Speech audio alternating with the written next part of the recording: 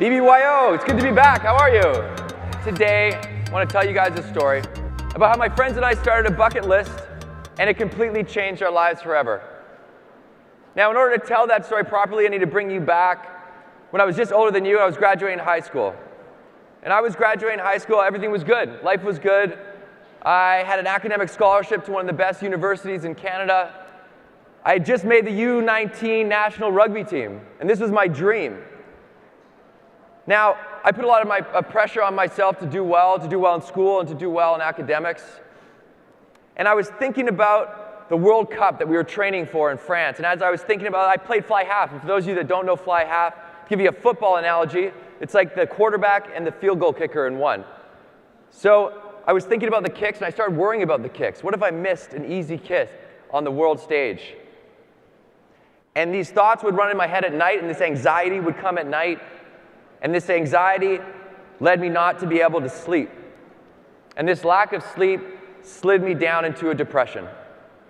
Now, this is something I've never experienced before. Right? I'm someone that has a lot of friends. I always loved going around people, but all of a sudden I couldn't go to school. My parents would drive me to school, and I wouldn't get out of the car. And I'd drive right back home. So I dropped out of school. And it got to the point where I couldn't leave the house. My parents would make me just go for a 15-minute walk every day. I was literally a shut-in in my house, and I'd go down this front steps and I'd hide in the driveway for 15 minutes. And then I'd come back and I'd tell my parents I went for a walk. So I got dropped from the rugby team. Now, this lasted for months, and it wasn't until my friends came and pulled me out of the house and we went to a new town to work for the summer that I finally started feeling back to myself. I got a job, I started feeling some self-worth. I started meeting young people from around the world that had started businesses and were inspiring. And the way back from that summer abroad, summer in another town, I started feeling a little bit better. And I made a decision. I said, I'm only going to surround myself with people that inspire me, that bring me up. And I surveyed my friends, and there was one kid that ticked that box, and his name was Johnny. I knew two things about him. He was a filmmaker, and he took my sister to prom. So I was conflicted about whether I should reach out to him. But I did. I said, Johnny, let's make a movie. And he said, I'm down. Let's get our friend Dave and Duncan. And the four of us started talking about this movie that we wanted to make, but we had no idea what the movie was going to be about. All we knew is that we had all these things that we wanted to do, but we weren't doing them.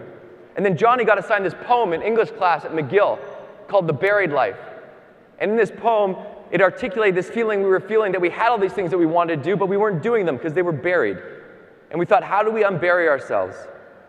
And we decided to make the most epic bucket list of all time. If we could do anything, what would we do? Well, we'd go to space.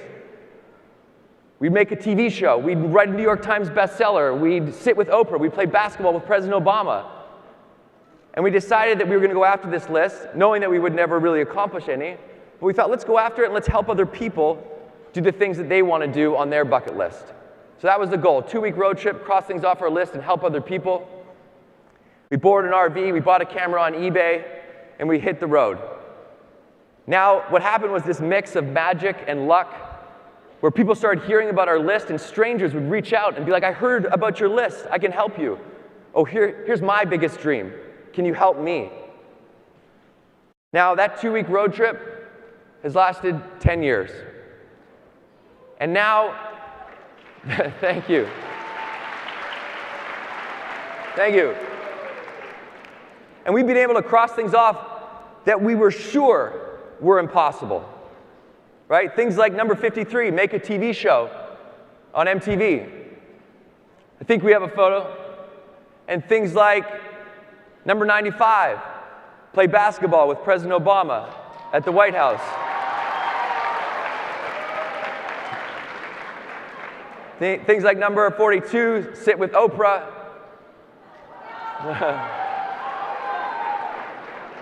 That was a bad choice of suit I made. And we just got back from London where we crossed off number 81, have a beer with Prince Harry.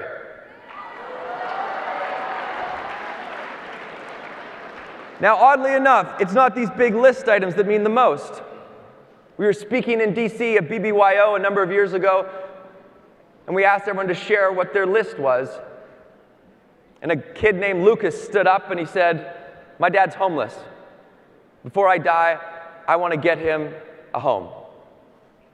And we were able to fundraise and bring some enough money together where we helped Lucas get his dad a home, and we're still connected with Lucas. Because when you share a moment with someone and you help them, you bond with them immediately, and that stays with you.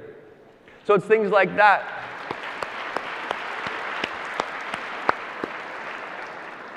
It's things like that and this. I was flying back to LA, and the stewardess came up to me and said, "Hey, this is a note from a girl in the back." And the note said, "I dropped out of college because of depression.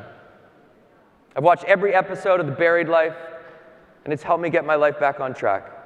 I just got into UCLA, which is why I'm on this plane. Thank you." Now, to this day, I don't know who wrote that note, but it means a lot to me because that's my story. And then I got another note. Then I got a few more.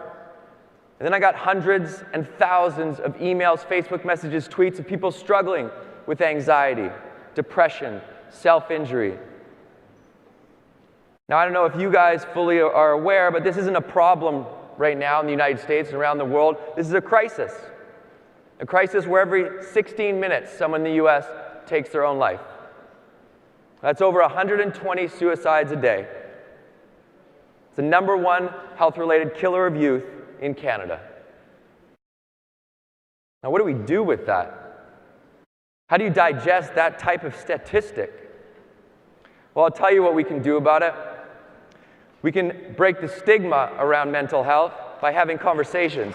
You can break the stigma around mental health by having healthy, productive conversations. And I say you because this is on you. Your parents aren't going to do it. Your grandparents aren't going to do it.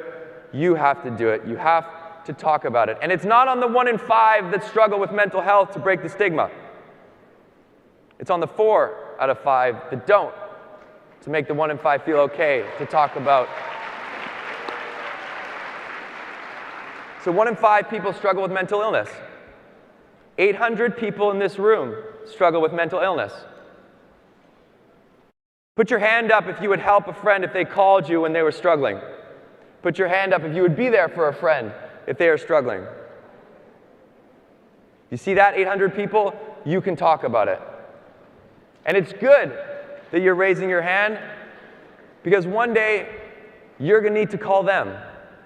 Because the truth is, everybody struggles. This is the human condition.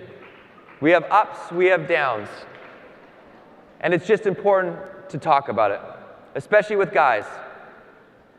Especially with guys. Guys take their life more often because they don't ask for help.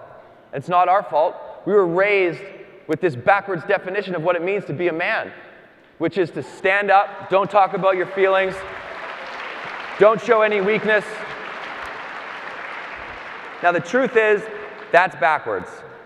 That's backwards. To be a man is to have the courage to show your vulnerability, right? That's true leadership. So, when you're building these friendships at BBYO, build them so you can call on them when you're in that time of need. And when you're building these friendships at BBYO, band together and go after your list. Because now is the time to do epic things. So take big swings. Thank you guys so much.